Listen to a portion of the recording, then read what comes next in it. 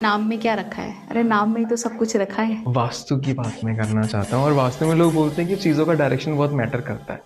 आप मुझे बताइए कि मेरे सामने ये बॉटल रखा हुआ है, मैंने इसको यहाँ से हटा के यहाँ रख दिया, तो इससे क्या फ़र्क पड़ा? मानस, आप मेरी बात को समझो।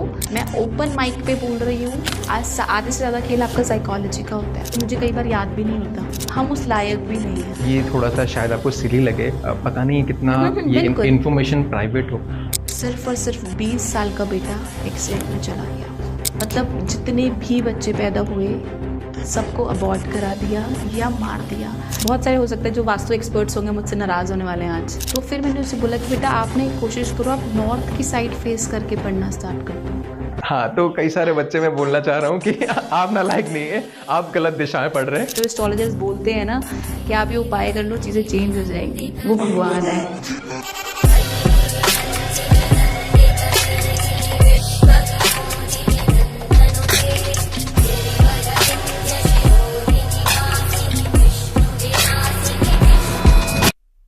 Hello and welcome to your whole new podcast. और जैसे कि आपने थंबनेल में देखा, आज का पॉडकास्ट थोड़ा सा डिफरेंट होने वाला है। आज हम थोड़ा सा एस्ट्रोलॉजी की तरफ, थोड़ा सा न्यूमरोलॉजी की तरफ, थोड़ा सा वास्तु, आकाशिक रिकॉर्ड्स की तरफ थोड़ा सा मूव ऑन करने वाले हैं आज हम। और इन टॉपिक्स को कवर करने के लिए आज हमारे साथ एक ऐसे शख्सियत हैं जो कि बहुत सारे टीवी चैनल्स कर चुकी हैं और कर भी रही हैं, और ऑफ कैमरा इनसे बात करके मतलब बहुत कुछ ऐसी चीज़ें हैं जिसके बारे में उन्होंने मुझे बता दिया और मैं शॉक्ड रह गया। मैं ये एक्सपेक्ट करूँगा कि जब आप इनको ऑन कैमरा सुनेंगे तो शायद लगभग आपको सेम ही फीलिंग होगी।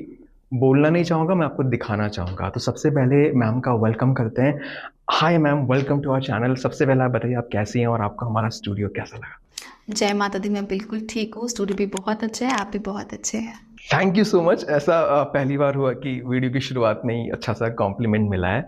और वीडियो शुरू करने से पहले सबसे पहले ये जानना चाहता हूँ, again I am being a little selfish, यहाँ पे स्टूडियो में आने के बाद आप तो वाइब और एनर्जी काफ़ी ज़्यादा रीड करती हैं, तो क्या लगा आपको यहाँ पे? कैसा वाइब है, क्या एनर्जी अच्छी है? वाइब्स है, बहुत अच्छी वाइब्स है। देखिए वाइब्स किससे ज़्यादा बढ़ती हैं?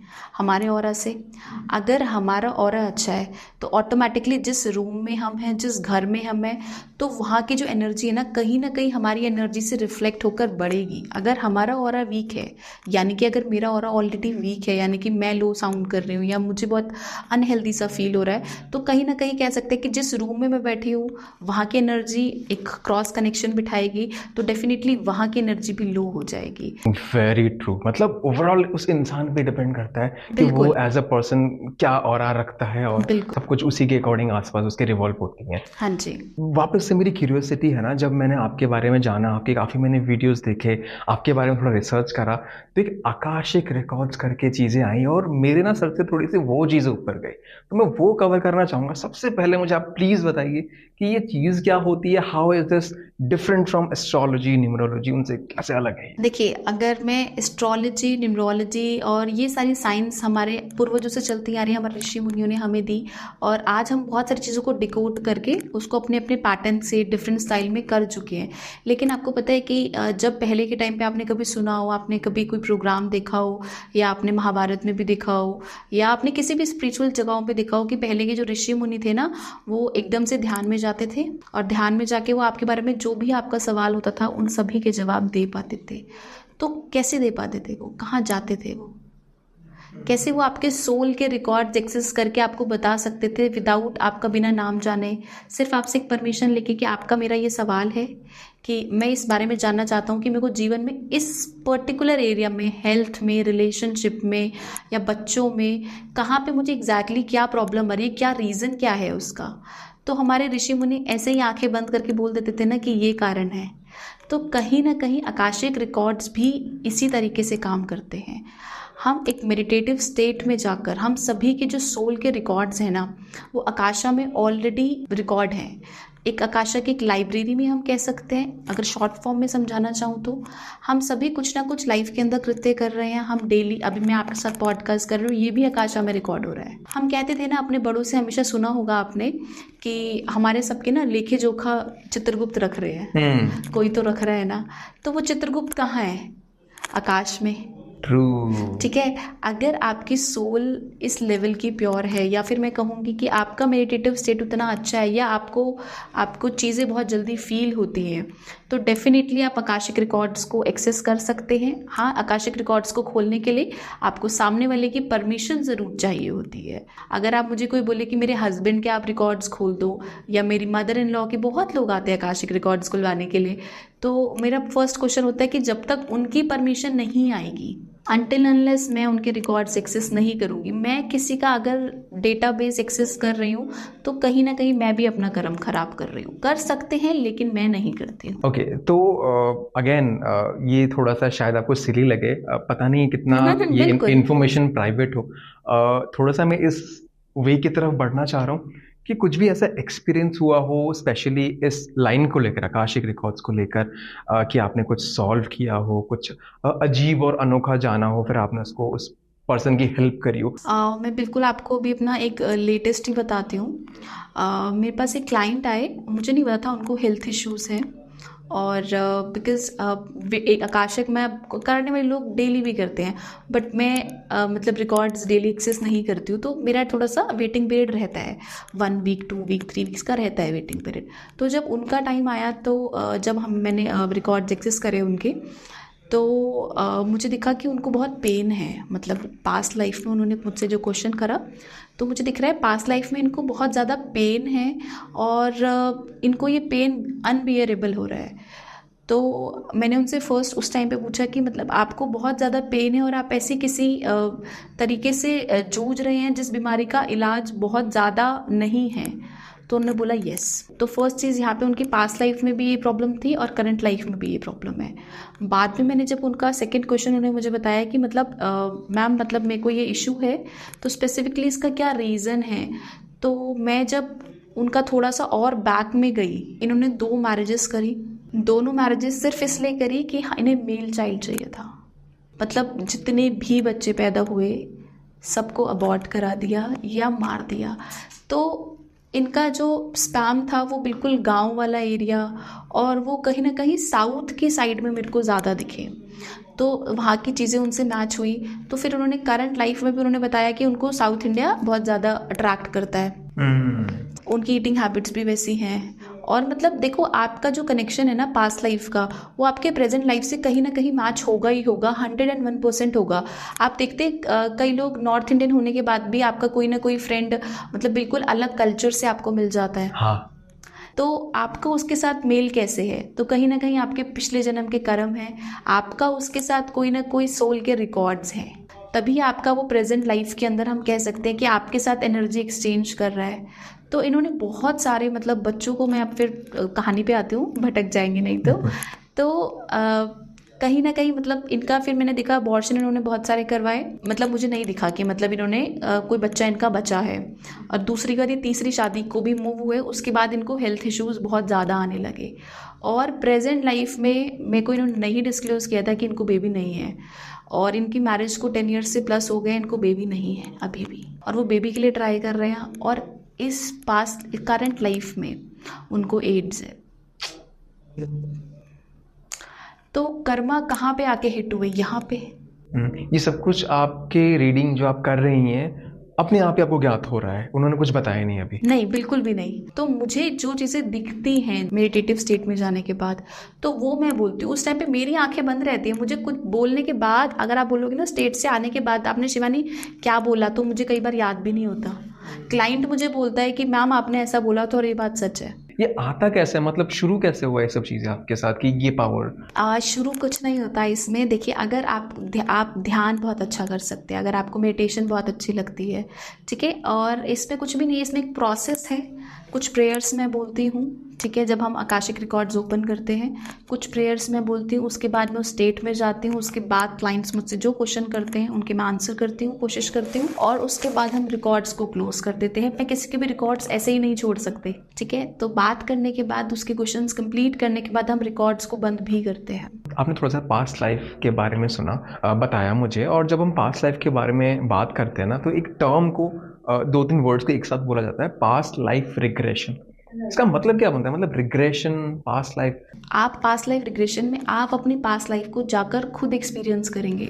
बहुत सारे तरीके से आपको पास्ट लाइफ में लेके जाया जा सकता है, चाहे वो हिप्नोसिस के थ्रू हो, चाहे वो मेडिटेटिव स्टेट के थ्रू हो। तो आपको जब आप पास्ट लाइफ में आपको कोई भी थेरेपिस्ट लेकर जा रहा है तो आप अपने जन्म खुद देखेंगे। ओके। जब आप पास्ट लाइफ रिग्रेशन में मतलब आप खुद एक्सेस करते हैं अपने रिकॉर्ड्स को, मैं बोलूँ मतलब चीज़ें आप देखते हैं, तो आपको फील होगा कि जो प्रेजेंट लाइफ में आपके पेन है ना, वो कहीं ना कहीं पास्ट लाइफ से जुड़ा हुआ है, उसका कनेक्शन। और ये हम करते क्यों हैं? यानी अगर उसके पास्ट लाइफ में कुछ भी उसने ख़राब किया है तो हम उस इंसान को वापस वो एक्सपीरियंस क्यों याद दिलवाना या फिर फील करवाना चाह रहे हैं? देखिए, कई बार चीज़ें हील कैसे होती हैं, अगर मैं बताऊं अभी अपना लेटेस्ट का एग्जांपल, मतलब मेरे पास एक क्लाइंट आए थे आकाशिक के लिए। उनका सिर्फ और सिर्फ 20 साल का बेटा एक्सीडेंट में चला गया। 20 साल का बेटा, बेटा क्या होता है, क्या उम्र देखी, मतलब इकलौता लड़का, एक्सीडेंट से डेथ हो गई उसकी। तो क्या रीज़न था उसका, क्यों चला गया वो? पास्ट लाइफ में कुछ हुआ। Past life. आपको वो लाइफ में वो इतना उस बच्चे से प्यार, मतलब मेडिकल की वो बच्चा पढ़ाई कर रहा था, उसकी बहुत न्यूज, मतलब I can not mention the name, but मतलब इस लेवल तक अच्छी पढ़ाई कर रहा था। पेरेंट्स मना कर रहे थे उसको कि बाइक मत लेके जाओ उस दिन। उसी दिन वो लेकर गया, बिना बताए लेकर गया। तो जिस बच्चे के लिए आपने पूरी लाइफ अपनी दे दी, क्या कारण था वो चला गया आपकी लाइफ से? आपने कुछ तो ऐसा किया, आपने किया या उसने किया, दोनों ने ही किया ना। सही बात है। तभी वो गया ना आपको बीच में छोड़कर। तो अगर फिर बहुत टाइम बाद, मतलब मेरे पास वो मेरे पुराने क्लाइंट भी हैं, एस्ट्रोलॉजी भी मेरे को दिखाते हैं, तो आकाशिकों ने मुझे बोला कि आप देखो प्लीज़, क्योंकि जो जा चुका है उसके रिकॉर्ड्स में नहीं एक्सेस कर सकती हूँ। अच्छा, ऐसा होता है। ओके, ठीक है। तो मैंने उनकी मदर के रिकॉर्ड्स खोले, तो फिर कुछ चीज़ें मैंने उनको बताई कि आपको ऐसा हुआ था। तो उन्होंने बोला हाँ। तो ये तो हो गया, हमने आकाशिक के बारे में टच किया। अब इसके बाद ना मैं एक और चीज़ पे मूव करना चाह रहा हूँ जिसमें आप भी एक्सपर्टीज रखते हैं, विच इज़ न्यूमरोलॉजी। आजकल हम बड़ा देखते हैं लोग नंबर्स को लेकर थोड़े से ऑब्सेस्ड हो चुके हैं कि ये मेरा लकी नंबर है, या फिर मेरी ज़िंदगी से जुड़े सभी चीज़ों को मैं इस नंबर से करना चाहता हूँ। एक्टर्स, कई सेलिब्रिटीज़ जो होते हैं, नाम में थोड़े बहुत चेंजेस करा देते हैं। ऋतिक रोशन ले लीजिए, सुनने में तो ऋतिक लग रहा है, RITIK, बट नाम देखेंगे H से शुरू हो रहा है। तो ये चीजें क्या हो रही हैं? क्या सच में फर्क पड़ता है? अगर पड़ रहा है तो ऐसा क्यों होता है? कुछ लोग बोलते हैं नाम में क्या रखा है, अरे नाम में ही तो सब कुछ रखा है। ट्रू। आपकी जो पहली पहचान है, अगर मैं आपसे मिल रही हूँ तो फर्स्ट चीज़ जो मैं बोलूँगी आपका नाम ही बोलूँगी। नाम की आपकी इतनी ज़्यादा वाइब्रेशंस होती हैं। मैं बोलती हूँ कि आपको ना कभी भी ना, बच्चों का भी नाम आजकल बहुत ज़्यादा ट्रेंड में, लोग बहुत ही मतलब डिफ़िकल्ट नेम्स या बहुत ही मतलब गूगल से उठा रहे हैं, कुछ भी नाम रख दे रहे हैं। तो कहीं ना आपको वो वाइब्रेशंस अट्रैक्ट कर रही हैं। तो आपको नेम ऐसे ही कुछ भी नहीं रख देना चाहिए। आपको अपनी बच्चे की कुंडली के हिसाब से कौन से नक्षत्र में बच्चा पैदा हुआ है, उसके कौन से अल्फ़ाबेट्स निकलते हैं और वो वाइब्रेशंस क्या उसकी कुंडली से मैच होंगी, उसके अकॉर्डिंग ही आपको नाम रखना चाहिए। और अगर मैं आपके सेकंड सवाल पे आऊँ, अगर नंबर्स क्या मैटर करते हैं, देखिए लकी नंबर्स बहुत अच्छा रोल प्ले करते हैं। जैसे किसी के लिए 5 लकी हो सकता है, किसी के लिए 8। जैसे शनि, लोग बहुत बोलते हैं शनि शनि शनि की बहुत ही बैड नंबर है। 4 नंबर बहुत अच्छा, मतलब लोग नहीं मानते हैं। ठीक है, बट ऐसा नहीं है। जिसका राहु बहुत अच्छा है उसके लिए नंबर 4 बहुत अच्छा है। आप यूज़ करो ना उसकी एनर्जी। किसी के लिए ब्लू कलर सूट नहीं करता, ब्लैक कलर। आप मोस्टली एस्ट्रोलॉजर्स को देखेंगे वो बोलेंगे ब्लैक अवॉइड करो, ब्लू अवॉइड करो। आपने मोस्टली एस्ट्रोलॉजर्स के मुंह से सुना होगा मैंने ब्लैक पहना। मैं बोलने वाला था ब्लैक ही पहन के आएगी। मैं, मेरा सैटर्न स्ट्रांग है। बिकॉज जिस इंसान का आपको शनि प्रबल मिलेगा ना, वो कभी भी कोई गलत कृत्य करेगा ही नहीं, ना वो कर सकेगा, ना वो करता होता हुआ भी नहीं देख सकेगा। Very true. तो शनि इज लाइक कर्म फल दाता। तो आप अगर अच्छे कर्म कर रहे हैं, आपने पास्ट लाइफ से कुछ अच्छे कर्म करे हैं, तो आपका ऑटोमेटिकली सैटर्न इस लाइफ में स्ट्रांग है। अगर इस लाइफ में आप कुछ गलत कर्म करेंगे तो कहीं ना कहीं वो शनि खराब मिलेगा मुझे आने वाले टाइम पीरियड में, या मेरा जो भी अगला बर्थ होगा उसमें। हर किसी को सूट करती हैं नहीं करती, वो आपका पर्सनल चार्ट मैटर करता है कि आपके चार्ट के अंदर या आपकी कुंडली के अंदर कौन सा ग्रह किस जगह पर बैठा है और क्या कोऑर्डिनेट्स लेकर बैठा है। केस स्टडी वापस मैं पूछना चाहूँगा हम्म। कि आपने किसी का कुछ चेंज कर दिया और नाम में या फिर नंबर्स में, एंड देन कुछ महीनों या सालों में धीरे धीरे वो दिखने लगा, ऐसा कुछ भी? क्योंकि बड़ा इंटरेस्टिंग लगता है मुझे ये सब सुनने के लिए। ठीक है, देखो मैं आपको बताती हूँ। मुझे अप्रॉक्स हो गए होंगे 6 मंथ, हाँ 6-7 मंथ्स हो गए हैं। मतलब मेरे क्लाइंट हैं, उन्होंने अपना बिजनेस स्टार्ट किया था। और बिजनेस में से हम लोग कई बार नेम रख लेते हैं ना, ऐसे ही जो हमें अट्रैक्टिव लगता है। हाँ। ठीक है, तो उनका अच्छा, उन्होंने बिजनेस स्टार्ट करा कंसल्टिंग का। तो उन्होंने अपने मन से नेम रख लिया। और फिर उसके बाद जो वाइब्रेशंस मैंने उनके, मतलब स्टार्टिंग में तो उनका बिजनेस ठीक चला, ठीक है, लेकिन ओवरऑल आने के बाद मतलब उन्होंने किसी और न्यूमरोलॉजिस्ट को भी, कई बार हम सोचते हैं ना कि हम सुन लें या अपने हिसाब से चीज़ों को कर लें, तो उन्होंने, मतलब टीवी पे आजकल पॉडकास्ट तो होते ही हैं, हाँ। है ना, तो मतलब थोड़ा सा यूट्यूब पे वीडियोस देखकर और चीज़ों को थोड़ा सा अपने हिसाब से टोटल 5 पे ले आई वो नेम को। ठीक है, अब आप इसमें आप रीज़न देखो, जैसे आप हर एस्ट्रोलॉजर को सुनेंगे कि वो बोलता है कि नंबर 5 इज़ बैलेंस, क्योंकि आगे भी 4 है पीछे भी 4 है। हाँ। तो उन्होंने बोला कि आप चीज़ों को बैलेंस करने के लिए आप नंबर 5 पे ले आओ तो आपकी चीज़ें बैलेंस हो जाएंगी। ठीक है, और आप विश्वास नहीं करेंगे, 2 महीने बाद ना मतलब उनको काम आना बिल्कुल बंद हो गया कंसल्टिंग में। और फिर वो मेरे पास आए, तो मेरे को बोला कि मैम मतलब ऐसे ऐसे, अब देखो मैंने नाम भी चेंज कर लिया, मैं टोटल नंबर 5 पे भी ले आई हूँ। तो मैंने कहा जब आप ले आए हो तो मेरा काम क्या है?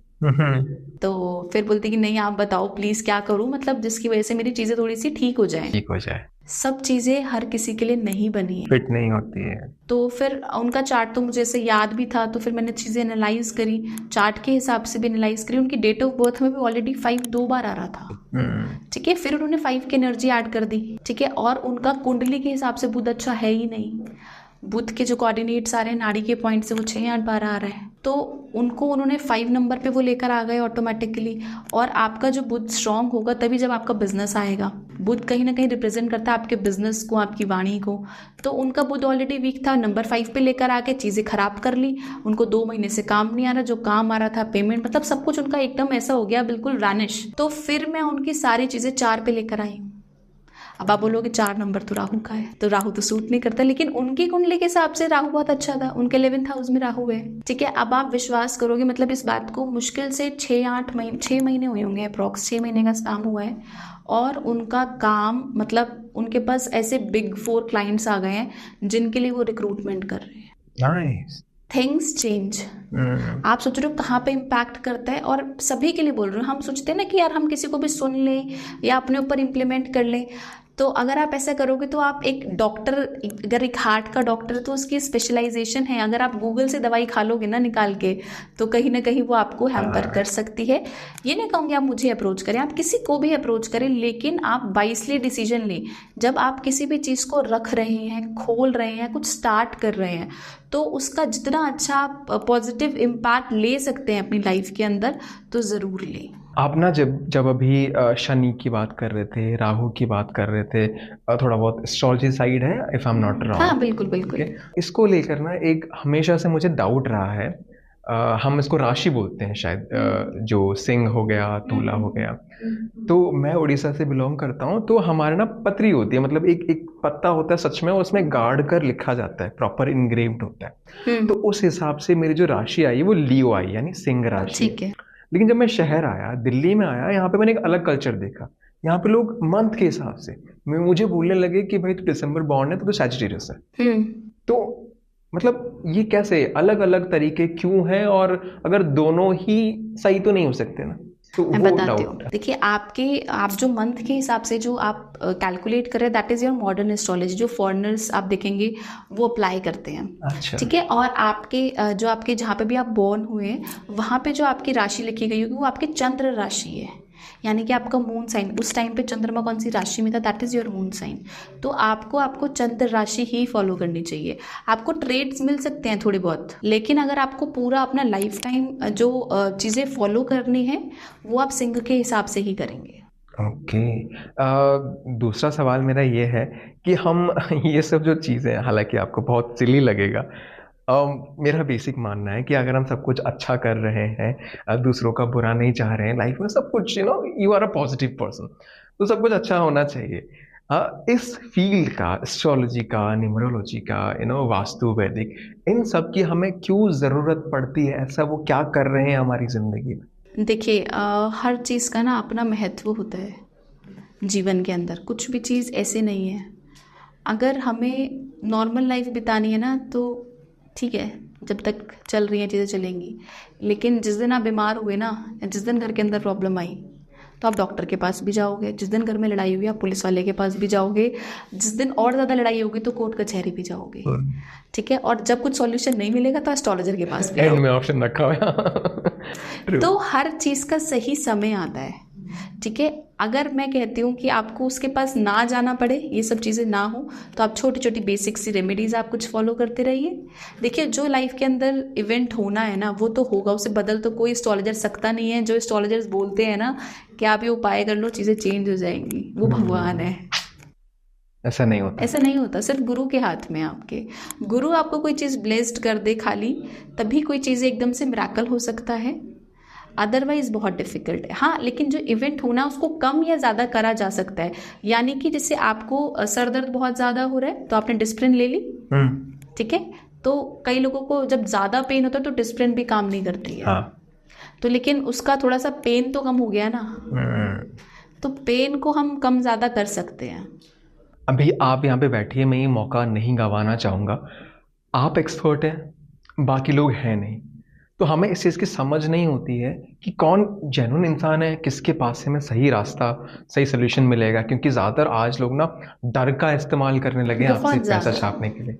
तो मैं ये जानना चाहूँगा कि आपके हिसाब से हमारी ऑडियंस को प्लीज़ बताएं कि आपके फील्ड में जो भी लोग हैं, एस्ट्रोलॉजी को लेकर, वास्तु को लेकर, जो भी आप चीज़ें, न्यूमरोलॉजी को लेकर, आप जैसे प्रोफेशनल्स के पास क्या क्या खासियत या फिर क्या क्या कैपेबिलिटीज़ होती हैं जो कि हाँ करी जा सकती हैं। कई बार लोग उससे ऊपर का वादा कर देते हैं जो कि ह्यूमनली पॉसिबल नहीं है, और आपको भी पता है कि झूठ बोल रहा है, ऐसा कैसे हो सकता है। तो मैं वो जानना चाहता हूँ कि क्या चीज़ें लोग आजकल ऐसे वादा कर देते हैं जो आपको देखकर हंसी आती है कि यार ये तो ज़्यादा ही हो गया, ऐसा तो नहीं होता है। तो वो जानना है प्लीज़। देखिए, मैं कितनी बार ना खुद भी, मतलब आजकल पॉडकास्ट बहुत टाइम से मतलब एकदम आप देखो एकदम से बूम हो गया है, ठीक है। तो कई बार मैं एस्ट्रोलॉजर्स को सुनती भी हूँ, बोलते हैं कि हमने ये सिद्धि ले ली है, मतलब बहुत सारी शक्तियों का मैं नाम भी नहीं लेना चाहती हूँ जेन्युइनली, कि मतलब हम उस लायक भी नहीं है। लायक नहीं मतलब लायक सिद्धि के लायक नहीं है। सिद्धि के लायक मतलब जैसे लोग बोलते हैं हमने हनुमान जी सिद्ध कर लिए,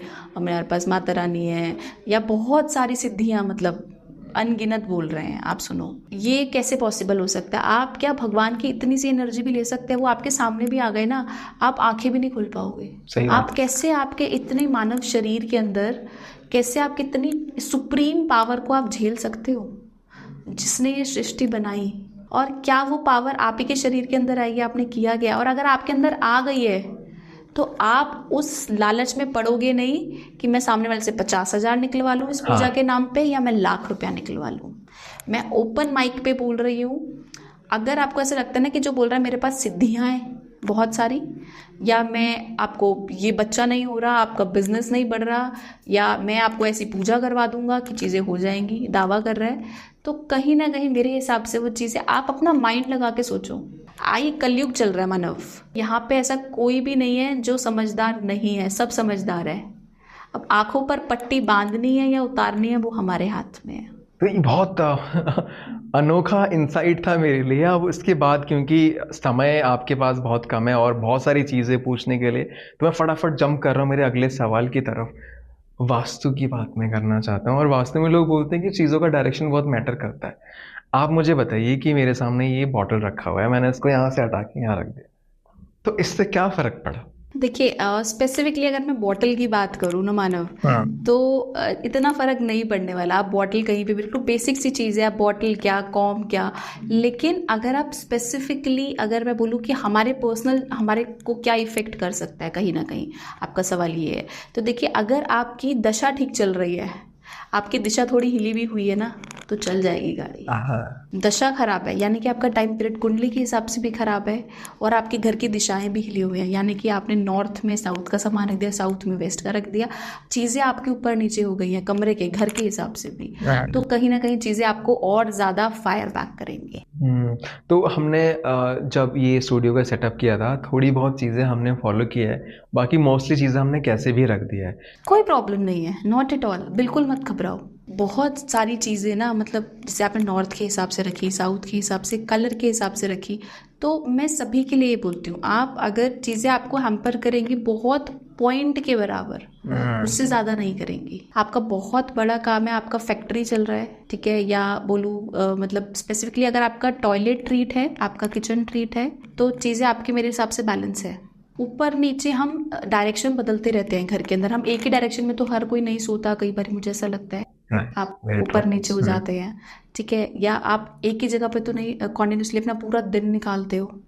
आप कभी ड्राइंग रूम में आओगे, बेडरूम में जाओगे, या मतलब और भी जितने रूम्स होंगे आपके घर के अंदर, तो आप शिफ्ट तो करोगे ना कहीं, तो एनर्जी कहीं ना कहीं बैलेंस हो जाती है, मुझे ऐसा लगता है। मैंने अपने एक्सपीरियंस में भी ये चीज़ देखी है। अगर आपका टॉयलेट ट्रीट है, आपकी किचन ट्रीट है, ठीक है, आपका अगर हस्बैंड वाइफ का बेडरूम, अगर मास्टर बेडरूम ट्रीट है, अगर बच्चे हैं तो उनका रूम जिस ठीक साइड पे है, तो कहीं ना कहीं चीज़ें आपकी बैलेंस हो जाएंगी। अब मैं सीधा ना ऑडियंस से बात करना चाहता हूँ। अक्सर मैंने एक्सपर्ट्स को डराते हुए सुना है। अभी मैं पता है इस सवाल का जवाब अभी एक्सपेक्ट कर रहा था, अचानक सा बोलोगे कि जल्दी से चेंज करो, बहुत गड़बड़ होने वाला है, और आपको ग्रोथ चाहिए तो इसमें डिले मत करो। एंड आपका आंसर उल्टा था, यू आर लाइक कोई प्रॉब्लम नहीं है। सच में मानस, आप मेरी बात को समझो।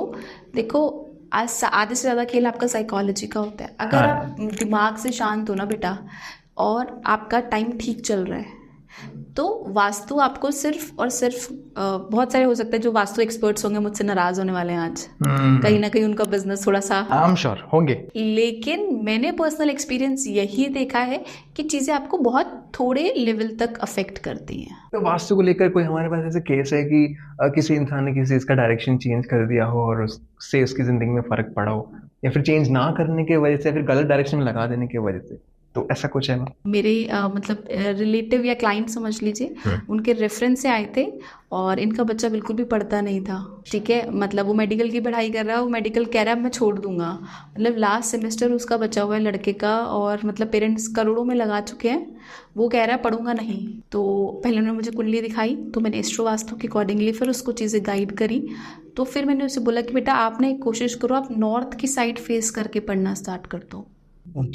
कई बार चीज़ें हमें कुंडली से भी कनेक्ट हो जाती हैं। फिर उसने बताया कि मैं नॉर्थ की साइड पे नहीं पढ़ रहा हूँ, और मैं बेड पे बैठ के पढ़ता था, और बेड पे जब आप बैठ के पढ़ोगे तो कहीं ना कहीं आपका जो इंटरेस्ट है वो पढ़ाई से हटता जाएगा। तो आपको बेड पे बैठ के अवॉइड करना चाहिए बच्चों को। अगर आप कहते हो कि आपका छोटा घर है, ठीक है, आपके पास स्टडी टेबल की जगह नहीं है, घर में स्पेस नहीं है, मैं कहती हूँ ज़मीन तो है, बेड के पास थोड़ी सी ज़मीन तो बची रही होगी, निकलने आने जाने का तो रास्ता है ना। कोई भी नॉर्थ का एरिया पकड़ लीजिए, एक आसन बिछाओ नीचे बच्चे के लिए, छोटी वाली टेबल आती है वो लगा लो, बन गई स्टडी टेबल। तो ऑल्टरनेट तो आपको ढूंढना है। ट्रू। अभी आपने हर चीज़ का मेरा जो आंसर है ना कहीं जितना मैंने आपको अभी नोटिस और ऑब्जर्व करा है, आप ना हर चीज़ को ऐसे बता रही हैं कि आपकी कुंडली से जुड़ा हुआ है। तो उससे ना मुझे एक बात अब समझ आई है, अभी इससे पहले मुझे समझ नहीं थी। अक्सर हम लोग इंटरनेट पे ढूंढ लेते हैं कि इस चीज़ की दिशा क्या होनी चाहिए।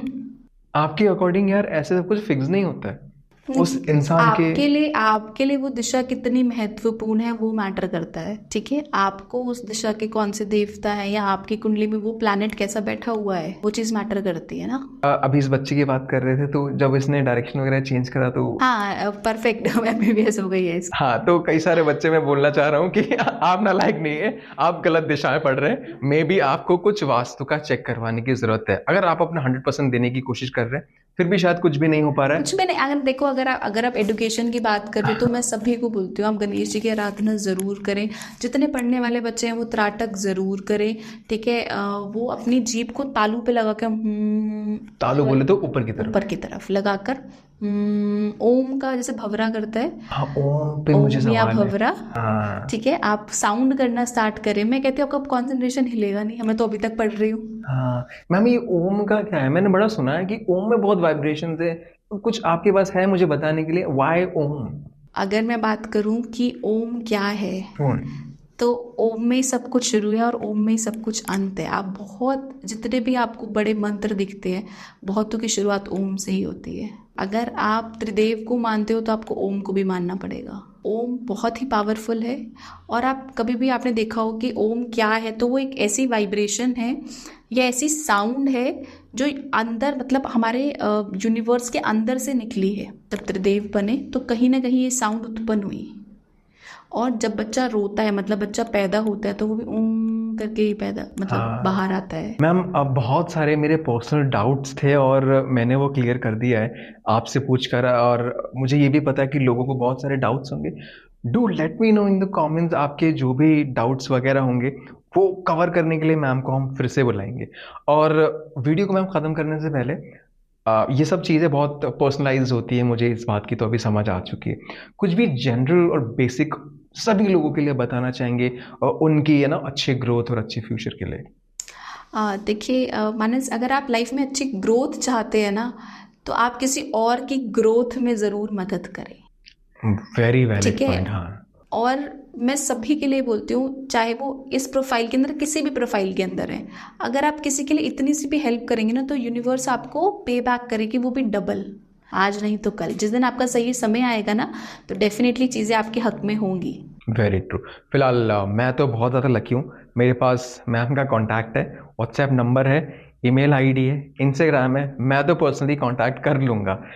बाकी ऑडियंस अगर आपसे कांटेक्ट करना चाहेंगी तो किस तरह से, क्या सेम वेज है, मैं डिस्क्रिप्शन बॉक्स में दे दूं या फिर कुछ हाँ और? बिल्कुल, आप वो टीम से कनेक्ट कर सकते हैं, जैसा भी रहेगा टीम आपको अकॉर्डिंगली इन्फॉर्म करेगी। ओके, और टीम से कनेक्ट करने का क्या प्रोसीजर? नंबर आप सिंपली कॉल कर सकते हैं, व्हाट्सएप कर सकते हैं। ओके, तो मैं डिस्क्रिप्शन बॉक्स में डाल दूं इफ ओके? या ठीक है, हम ये करते हैं। मैम आपसे बहुत कुछ सीखने को मिला, थैंक यू सो मच मेरे इनवाइट करने से आप यहाँ आए, क्योंकि काफ़ी सारे रिक्वेस्ट आ रहे थे कि भाई आप हॉरर करे जा रहे हो, कुछ स्पिरिचुअल लाओ, कुछ धार्मिक लाओ, कुछ हमारे फायदे के भी लाओ।